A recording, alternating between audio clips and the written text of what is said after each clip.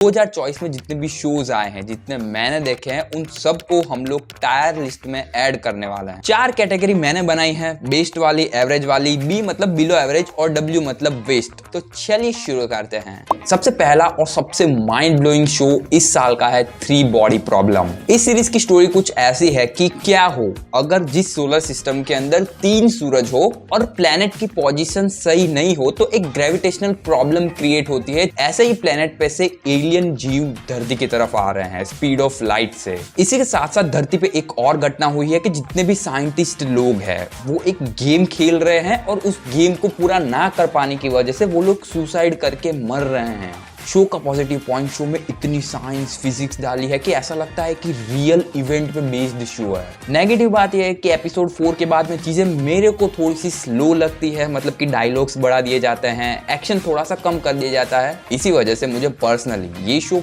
पसंद तो है, लेकिन इसको मैं ऑल टाइम बेस्ट शो की कैटेगरी में नहीं डाल सकता। लेकिन 2024 में ये सबसे बेस्ट शो है और हाईली रिकमेंडेड है, तो इस शो को हम लोग ऐड करते हैं बेस्ट वाली कैटेगरी में। अगला शो है बर्लिन। पिछले वाले वीडियो में हम लोगों ने इस शो को रखा था एवरेज वाली कैटेगरी में, लेकिन जब मैं वो वीडियो एडिट कर रहा था तब मुझे पता चला कि ये शो एक्चुअली में एवरेज कैटेगरी के लायक भी नहीं है। I mean, चीजें अच्छी है इस शो के अंदर, ऐसा नहीं है कंप्लीटली वर्स है, लेकिन ऐसा भी नहीं है कि ये बेस्ट शो है। जहाँ पे स्टोरी मनी हेस्ट देखा है तो पता होगा बर्लिन के बारे में, नहीं भी देखा है तो कोई दिक्कत नहीं है। बर्लिन नाम का एक शख्स है जो कि सीजल वेंजो का एक ज्वेलरी ऑक्शन हाउस है, वहां पे महंगे महंगे गहने आने वाले हैं दुनिया भर से। ये प्लान बनाता है कि हम लोग सुरंग बनाएंगे, ऑक्शन हाउस में जाएंगे, गहने उठा के देश से बाहर। चीजें सुनने में अच्छी लग रही है लेकिन एग्जीक्यूशन में बहुत सारी प्रॉब्लम्स है, तो इस शो को भी हम लोग रखेंगे बिलो एवरेज वाली कैटेगरी में। अगर तुम लोग चाहो तो देख सकते हो। अगर तुमने मनी हेस्ट देखी है, तुम बहुत ज्यादा ऑब्सेस्ड हो उस शो को लेके, तो ये देख सकते हो। अगला शो है हाउस ऑफ द ड्रैगन, जिसके सीजन 2 के बारे में ही बात करेंगे। और हाँ, आज जितनी भी सीरीज के बारे में हम लोग बात करने वाले हैं उनके सिर्फ जो सीजन्स आए हैं इस साल, मतलब कि अगर हम लोग द बॉयज की बात कर रहे हैं तो उसका सीजन 4 आया है, तो हम लोग पूरे शो की बात नहीं करेंगे बल्कि पर्टिकुलर सीजन की ही बात करेंगे। अगर तुम लोगों ने गेम ऑफ थ्रोन देखा है तो गेम ऑफ थ्रोन से पहले की ये स्टोरी है, और अगर नहीं भी देखा है तो अभी समझ पाओगे इसकी स्टोरी। सिर्फ कुछ चीजें हैं जो कि आपको जानना जरूरी है, जो मैं अभी बता देता हूँ। सोचो कि लोग जब तलवार भाले चला रहे थे, जब राजा शाही थी, तब अचानक कोई ड्रैगन्स लेके आ जाए और वो सबके ऊपर रूल करे। बट ह्यूमन है, लास्ट, ग्रीड, डिजायर, ये सारी चीजें तो उनके अंदर भी होंगी। इसी वजह से जो टारगेरियन फैमिली है जो ड्रैगन ओन करती है, उनके बीच में ही सिविल वॉर हो जाती है। उसके ऊपर ये शो बेस्ड है, बट इनकी स्टोरीज ना काफी ज्यादा हैवी होती है और मुझे पता है कि आगे आने वाले सीजन में भी क्या होने वाला है और चीजें कैसे काम कर रही है यहाँ पे, तो इसको हम लोग रखते हैं बेस्ट वाली कैटेगरी में। नेक्स्ट शो है फॉलआउट। इस शो की स्टोरी ल्यूसी मकलिन नाम की एक लड़की है, उसके ऊपर फोकस होगी। सोच के देखो कि क्या हो अगर अर्थ के ऊपर न्यूक्लियर बॉम्ब गिरा दिया जाए, लेकिन आप लकी हो, आपके पिताजी आपको एक बंकर में ले गए हैं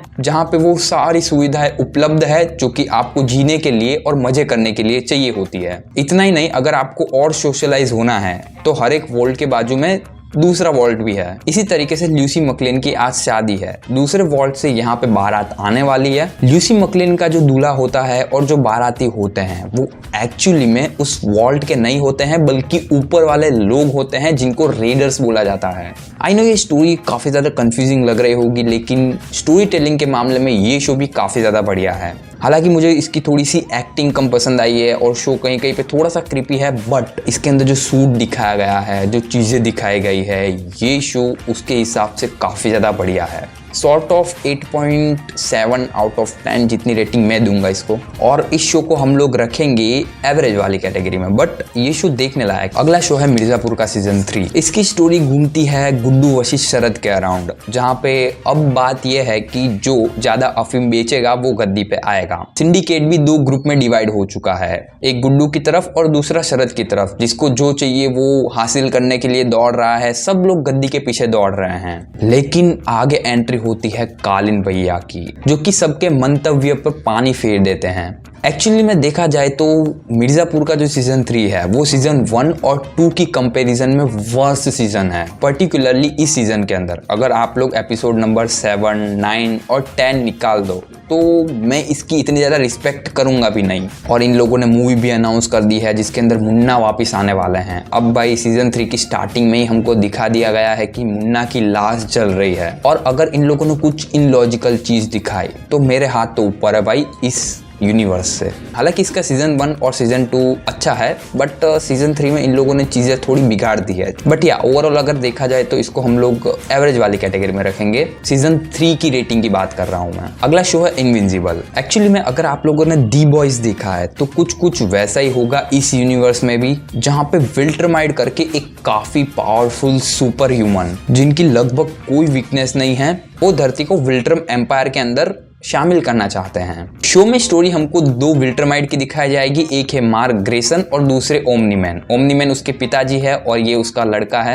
एक्चुअली में ओमनीमैन का मकसद कुछ और है। वो धरती पे 100 साल पहले आया था कुछ और उसने दुनिया बचाई, हीरो बन गया सबके बीच में। लेकिन इसका दूसरा मिशन है धरतीवासियों को गुलाम बनाना। इसी बात को लेके इसके बेटे और इसके बीच में बहस हो जाती है, जिसके अंदर इन लोगों ने पूरा शिकागो शहर तबाह कर दिया था। पूरी इसकी काफी ज्यादा माइंड ब्लोइंग है। बट 2 कंप्लेन है मेरी। पहली जो इसकी एनिमेशन क्वालिटी है, मैं चाहूंगा कि प्राइम वाले बेहतर करें। और दूसरी चीज कि इस शो के जो एपिसोड्स थे वो डिवाइड करके रिलीज किए गए थे। आई मीन कि पहले 5 एपिसोड रिलीज कर दिए गए थे, 3-4 महीने बाद 5 एपिसोड रिलीज किए गए। आई मीन क्यों? तो इसी वजह से इस शो को भी हम लोग रखेंगे एवरेज वाली कैटेगरी में। अगला शो है गन्स एंड गुलाब। जैसा इस शो का नाम है, गन्स मतलब कि डिस्ट्रक्शन और गुलाब मतलब कि अफीम और प्रेम के अराउंड स्टोरी घूमती है, जहाँ पे स्टोरी मेन राजकुमार राव के अराउंड घूमती है कि वो बहुत सीधा साधा लड़का है। आई मीन कि उसको कोई लेना देना नहीं है दुनियादारी से। वो गैराज चलाता है जहाँ पे लड़की आती है, वो उनकी स्कूटी फ्री में ठीक करके दे देता है। उसके पापा गैंगस्टर थे, लेकिन इसको उन सब चीजों से कोई लेना देना है नहीं है। लेकिन एक दिन ये सारी चीजें बदलती है, जहाँ पे एक कस्टमर के साथ में इसकी बहस हो जाती है और वो पाना उसकी आंखों में दे मारता है। अब आगे चीजें कैसे जाती है ये तो आपको शो में देखना होगा। लेकिन इस शो को बनाया है राज एंड डीके ने, जिन्होंने फैमिली मैन एंड फर्जी जैसे शो बनाए हैं। आई मीन कि इतने बढ़िया शो बनाए हैं, तो मेरी एक्सपेक्टेशन इस शो से भी वैसी ही थी कि कुछ माइंड ब्लोइंग कॉन्सेप्ट देखने को मिलेगा, लेकिन ऐसा हुआ नहीं और शो वर्थ इट नहीं है। आई मीन कि 6 घंटे का टोटल इसका रन टाइम है, लेकिन शो को अगर ये लोग अच्छे से नरेट करते तो शायद ये 4 एपिसोड में ही निपट जाता। तो इसी वजह से इसको हम लोग रख रहे हैं बिलो एवरेज वाली कैटेगरी में। अगला शो है पंचायत का सीजन 3। ये शो मुझे तो पर्सनली काफी बढ़िया लगता है स्टोरी के मामले में, और ओरिजिनल रियलिटी को सामने रखता है। आई मीन कि जैसे कैरेक्टर होते हैं जनरली वैसी चीजों को रखने की ट्राई की जाती है। इस बार स्टोरी ये है कि एक नए सचिव जी आए हैं,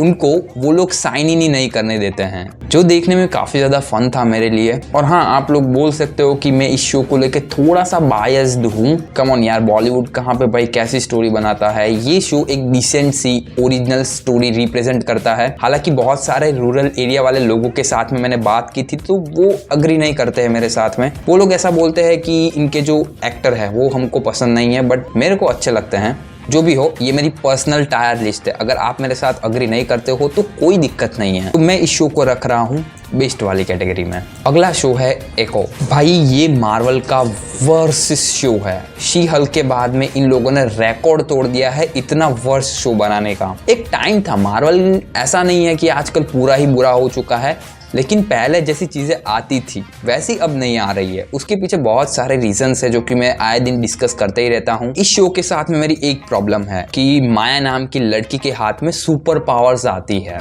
अब भाई जब तुम कैरेक्टर इंट्रोड्यूस करवा रहे थे, पहले तो इसको असैसिन बताया, उसके बाद में अब इसको शक्तियाँ थमा रहे हैं। इसको ऐसे समझो कि आयरन मैन 1 मूवी में कैप्टन अमेरिका की स्टोरी दिखाई जाए और आगे जाके उसको आयरन मैन बना दिया जाए। तो इन चीज़ों को देख के मुझे ये शो इतना ज़्यादा पसंद नहीं आया। प्लस इसमें क्या स्टोरी थी मुझे तो कुछ समझ ही नहीं आई, तो इसको हम लोग रखेंगे बड़े डब्लू के अंडर। अगला शो है आर्केन। इस शो को ना मैंने इतना दिमाग लगा के देखा नहीं, मैंने पिछली वाली वीडियो में भी डिस्कस किया था, बट स्टोरी कुछ ऐसी है कि साइंस और मैजिक इन दोनों को कंबाइन करके इन लोगों ने पता नहीं हैश स्केच करके कुछ तो बनाया है जिसके अंदर से इनफाइनाइट अमाउंट ऑफ एनर्जी निकलती है। बट कोई भी चीज इनफाइनाइट नहीं होती है, तो ये जो सिटीज है उसको इसकी वैल्यू चुकानी पड़ती है। हालांकि इसको मैंने बहुत ज्यादा दिमाग लगा के नहीं देखा है, लेकिन एक्शन इसका बहुत ज्यादा माइंड ब्लोइंग है। और हाँ, ये शो हिंदी में अवेलेबल नहीं है, लेकिन ये शो वर्स भी नहीं है, इसको हम लोग एवरेज कैटेगरी में रख सकते हैं। अगला शो है IC-814। इस शो की स्टोरी कुछ ऐसी है कि 4 टेररिस्ट ने इंडियन प्लेन को हाईजैक कर लिया था और उन्होंने अपना नाम भोला शंकर एंड और भी कुछ देवी देवताओं के नाम पे रख दिया था। शो ने उन चीजों को दिखाई और कंट्रोवर्सी हो गई। बहुत सारे लोगों की अलग अलग कंप्लेंट्स है, जैसे कि शो के अंदर चीजें बराबर नहीं दिखा के रखी है तुमने, जैसा हुआ था। पैसेंजर के इंटरव्यूज मैंने देखे हैं तो उन लोगों ने बोला था कि जैसा हुआ था वैसा चीजें नहीं दिखाई है। अब मेरे पर्सनल ओपिनियन की बात करो तो मुझे तो पहले पता ही नहीं था कि 1999 में कोई ऐसी चीज भी हुई है जो कि बहुत सारे आतंकवादी अटैक के साथ में जुड़ा हुआ है। अब हालांकि मैं पेन और पेपर लेके रिसर्च करने के लिए नहीं बैठा हुआ हूँ कि शो में क्या चीज असली है क्या नकली है, मुझे खुद को नहीं आइडिया लग रहा है बिकॉज ऑफ कंट्रोवर्सी इतनी हो रही थी शो के अराउंड। पर हाँ, अगर रियलिटी को छोड़ दे और सिर्फ शो की बात करें तो शो अच्छे इमोशन डिलीवर करता है, बट बिकॉज ऑफ इसके अराउंड बहुत ज्यादा कंट्रोवर्सीज है और मैं नहीं चाहता हूँ कि भाई लोग मेरे को थप्पड़ मारे, इसकी वजह से इसको हम लोग एवरेज वाली कैटेगरी में रखेंगे अभी के लिए। अगला and last show the boys का सीजन 4। भाई साहब, माइंड ब्लोइंग, माइंड बेंडिंग। इसको हम लोग ऑलरेडी भाई बेस्ट शो में रख चुके हैं, और अगर इससे ऊपर भी कोई कैटेगरी होती ऑल टाइम बेस्ट शो तो उसमें रखते। अगर आप लोगों ने द बॉयज नहीं देखा है तो पिछले वाली वीडियो देख लो, उसके अंदर मैंने स्टोरी समझाई हुई है। एक रूप बदलू डायन ने स्टारलाइट का रूप ले लिया और ह्यूई के साथ में मजे मार रही है। ह्यूई को पता ही नहीं चल पा रहा है। वो टेंशन प्लस होमलैंडर, भाई उसको जो अपडेट किया है इस सीजन में, मैं चाहता हूँ कि वो और भी ज्यादा ब्रूटल बने आगे जाके। अभी मैंने सुपरमैन का ट्रेलर देखा था जिसके अंदर एक सीन के दौरान उसके ऊपर कैन फेंक रहे हैं लोग, उसको बॉयकॉट कर रहे हैं, बाइकॉट जो भी हो वो। मैं सोचता हूँ कि क्या होता वो होमलैंडर होता तो, और मैं चाहता हूँ कि होमलैंडर को और भी ज्यादा पावरफुल विलन बनाया जाए सीजन 5 के अंदर, जो कि ये लोग डेफिनेटली करने वाले हैं। कॉमिक्स उसके अंदर बहुत सारी चीजें दिखाई गई है, वो भी मैंने ऑलरेडी डिस्कस किया हुआ है, जो कि इस वाली वीडियो में जाके देख सकते हो सकता है कि आपके पर्सनल ओपिनियन मेरे से अलग हो। ये मेरी टायर लिस्ट है, आपकी लिस्ट कमेंट में। आज के लिए इतना ही यार, मिलते हैं अगली वीडियो में, तब तक के लिए देखते रहिए HS एक्सप्लोर।